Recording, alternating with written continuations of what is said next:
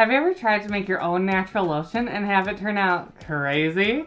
I remember my first attempt at crafting a lavender scented lotion. It ended up looking more like a science experiment gone wrong than a luxurious product I had imagined. But don't worry, my mishap is now your shortcut. Let's examine some common lotion making mistakes that I've made and seen others make. Sharing these tips will hopefully help you avoid them on your own DIY journey.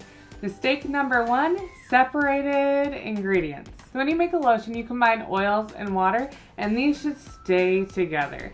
If you end up with a layer of oil and a layer of water, your emulsification process might have had a problem.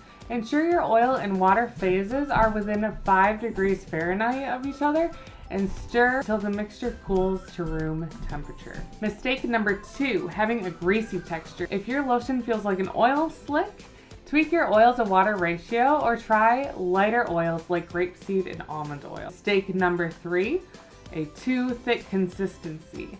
A too thick lotion may indicate excess emulsifying wax or butter. Next time, increase the water and downsize the oil phase. Mistake number 4, an unstable emulsion. A lotion that starts off strong but separates later needs some stabilization. Cetyl alcohol is an excellent addition to make a silky, stable lotion. Mistake number 5, a short shelf life. Water-based recipes spoil fast. Sanitize your tools and containers before you make your recipe, and use distilled water, and add a preservative like GeoGuard ECT. If you want to make yours preservative-free, store it in the fridge and only make your lotion in small batches. If it turns funky, it's time for a fresh batch. Check out my other videos to learn what ingredients you need and how to make your own natural lotions. Have you made any of these mistakes?